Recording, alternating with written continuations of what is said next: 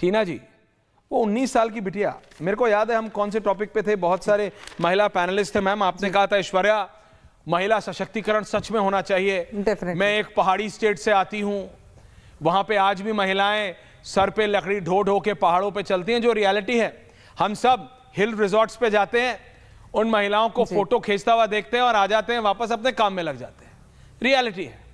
महिला सशक्तिकरण का अंकिता भंडारी से बेहतर क्या एग्जाम्पल था। 19 साल की उत्तराखंड की एक बिटिया एक रिजॉर्ट में इज्जत की महत्वपूर्ण रिसेप्शनिस्ट की नौकरी वनंतरा रिजॉर्ट में कर रही थी, जो एक वहां के पूर्व बीजेपी के नेता, जो उस समय के नेता थे विनोद आर्य, उनका था। आप मुझे बताइए टीना शर्मा जी, और मॉडर्न बुक, अगर वो लड़की आज ये कहती है, वो उस समय उस बिटिया ने कहा अपने दोस्त को, मैं गरीब हो सकती हूं लेकिन अपने आप को 10,000 रुपए में नहीं बेचूंगी, कोई वीआईपी एक्स्ट्रा सर्विस की बात करता है, तो क्या इस देश को आज, और उसकी मौत हो जाती है उसके बाद, क्या उत्तराखंड को के बच्चे बच्चे का, बेटी बेटी का, इस देश की बेटी बेटी का अधिकार नहीं है यह जानना कि आखिरकार कौन था वो बदतमीज बेगैरत VIP VVIP? He is a criminal. अगर कोई है और कोई है तो वो कौन है? और 3 साल लगे सीबीआई इंक्वायरी भेजने के लिए। Ma'am, how will you defend this? बिल्कुल सही कह रहे हैं आप ऐश्वर्या, बिल्कुल सही कह रहे हैं, और इसमें डिफेंड करने वाली कोई बात नहीं है।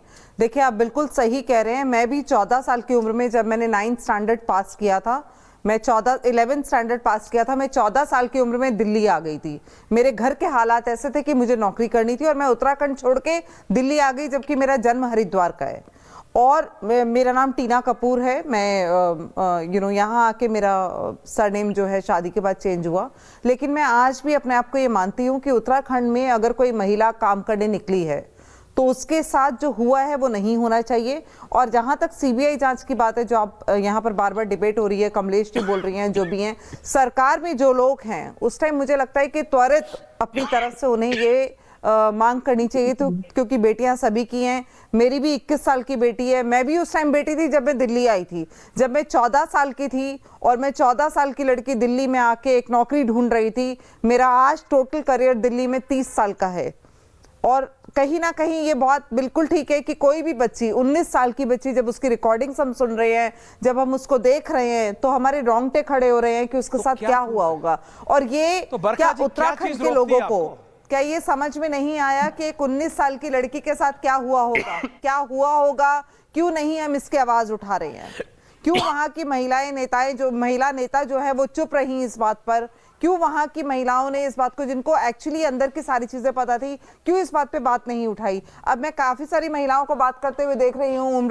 उर्मिला सनावर, मैं भी ज्वालापुर की रहने वाली थी, मैं भी ज्वालापुर रहती थी हरिद्वार में। उर्मिला सनावर बात कर रही हैं, सुरेश राठौर के रिकॉर्डिंग निकल रहे हैं। पता नहीं किस कॉन्टेक्स्ट में रिकॉर्डिंग निकले हैं। क्या ये रिकॉर्डिंग पहले नहीं निकल सकते थे? मेरे को लगता है कि इनके इंटेंशंस में भी, क्योंकि उर्मिला सनावर और सुरेश राठौर का जो आपसी झगड़ा है, उसके चक्कर में ये, उनका जो शादी का इशू है, उसके चक्कर में ये रिकॉर्डिंग्स निकले हैं। अदरवाइज ये रिकॉर्डिंग कभी निकलते ही नहीं, ये तो कभी बाहर ही नहीं आते। अगर उनकी शादी ठीक चल रही होती और सुरेश राठौर उनके साथ मिसबिहेव नहीं कर रहे होते, तो ये रिकॉर्डिंग कभी बाहर ही नहीं आती। ये भी तो एक एंगल उठता है इस बात का। तो कहां है ये महिलाएं नेताएं? मैं वहां की मेरे पास बहुत सारी महिलाओं को जानती हूं, वीडियोस नहीं होते। एक सेकंड मैम, टीना जी, जब तक अप्रूव नहीं हो, सर्टिफाइड नहीं हो, मैं नहीं बोलता। समाजवादी पार्टी की नेत्री भी है, मैं आ रहा हूं। लेकिन बरखा जी, आप मुझे बताइए, डेफिनेटली मुझे पता है आप किस साइड नॉर्मली खड़ी होती हैं। Barkha ji, I know your viewpoint ma'am. मैं ये भी जानता हूं कि अपना व्यू पॉइंट रखने पे अगर थ्रेट आता है तो कैसा लगता है मैम। आई अंडरस्टैंड आप कितनी परेशान थी, मैं समझता हूं ये बात। लेकिन आप मुझे बताइए, क्या वो 19 साल की बिटिया परेशान नहीं हुई होगी जब वो अपने माँ बाप के लिए, आप पेरेंट्स की तस्वीर चलाएंगे शर्मा, अपना घर चलाने के लिए, जैसे भी टीना जी ने कहा कि वो 14 साल की थी सिर्फ, शी वॉज ओनली 14 जब वो काम करने आई। वो ये बिटिया 19 साल की अपने वहीं उत्तराखंड में ऋषिकेश में एक रिस्पेक्टेबल नौकरी कर रही थी। उसकी क्या गलती थी? उसकी गलती सिर्फ इतनी थी कि कोई हवस सी, मैं क्या वो हिंदी में क्या बोलेंगे, I just don't want to use wrong word, कोई बदतमीज बेगैरत गंदी नजरों से आता है। वहां वीआईपी है वो, और वो उस बिटिया से बोलता है क्योंकि वो रिसेप्शन पे है, एक्स्ट्रा सर्विस चाहिए। ये उसकी गलती थी मैम। उसको जस्टिस नहीं मिलनी चाहिए, उसकी मौत हो जाती है। 24 घंटे 48 घंटे में होटल निस्तो नाबूद हो जाता है, जमींदोज हो जाता है, सारे प्रूफ सारे एविडेंस सब गॉन। 3 साल बाद सीबीआई इंक्वायरी होती है और उसके ऊपर भी राजनीति हो रही है। बरखा जी जी, जैसा कि आपने शुरुआत में ही कहा, आप जानते ही हैं कि कैसे रेप इंस्टिगेट किया गया मेरे खिलाफ। तो मैं और मैं समझती हूँ परेशान थी। सीबीआई की जांच करना एक सराहनीय कदम है। ये पारदर्शिता सुनिश्चित करने के लिए बहुत ज्यादा जरूरी है। अदालत सबूतों पर चलती है। मैं हर में कानून दुनिया में कोर्ट सिर्फ और सिर्फ एविडेंस पे चलते हैं और हार्ड फैक्ट्स रखने पर है कोर्ट में। वीआईपी का नाम का एल जो बार आ रहा है, मैं जानना चाहती हूँ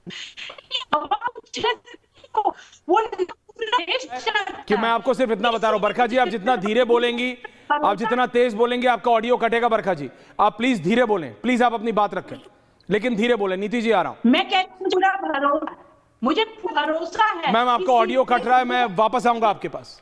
मैं आपके पास मैं समाजवादी पार्टी की नेहा यादव जी के पास जा रहा हूं। नेहा जी, इस देश में हम 2026 में हैं, चाहे केंद्र की सरकार हो, प्रदेशों की सरकार हो, महिला सशक्तिकरण की बात करते हैं, विमेन एम्पावरमेंट की बात करते हैं, बीजेपी हो, कांग्रेस हो, समाजवादी पार्टी हो, आम आदमी पार्टी हो, सब हो, है ना। आपकी भी पार्टी की डिंपल यादव जी सांसद है।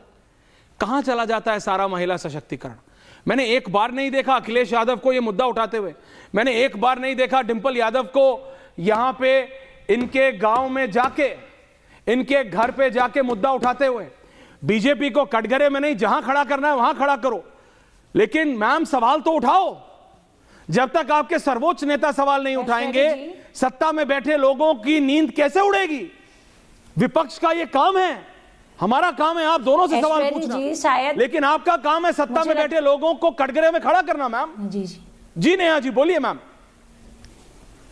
आपने शायद जी आप ऐश्वर्या जी, सबसे पहले तो मैं क्लियर करना चाहती हूं कि आपने माननीय अखिलेश जी का नाम लिया, आपने आदरणीय डिंपल जी का नाम लिया। हमारे दोनों ही लीडर ने इस मामले को उठाया है। आदरणीय अखिलेश जी ने तो अपनी प्रेस कॉन्फ्रेंस में और लगातार ट्वीट के माध्यम से भी इस मुद्दे को उठाया है। उत्तराखंड में समाजवादी पार्टी का पूरा संगठन जिस तरह से अंकिता भंडारी की न्याय की लड़ाई लड़ रहा है, ये भी पूरे देश में दिखाई दे रहा है। लेकिन ऐश्वर्या जी, ये सवाल राजनीतिक नहीं है। आपने शुरुआत में कहा ये किसी दल से जुड़ा मामला नहीं है। मैं एक राजनीतिक दल के प्रवक्ता होने के साथ साथ एक महिला भी हूं, और एक महिला होने के नाते मैं ये सवाल पूछ रही हूं। भारतीय जनता पार्टी की प्रवक्ता बैठी है और प्रवक्ता शायद भाग गए हैं, एक नेता बैठी हुई है, प्रवक्ता नहीं आ रहे होंगे डर की वजह से।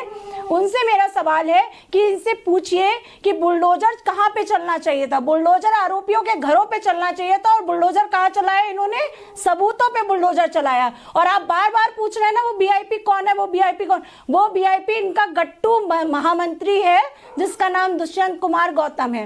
आप पूछिए दुष्यंत कुमार गौतम का नाम इस मामले में सामने आया, उस पे उत्तराखंड के मुख्यमंत्री ने क्या जवाब दिया।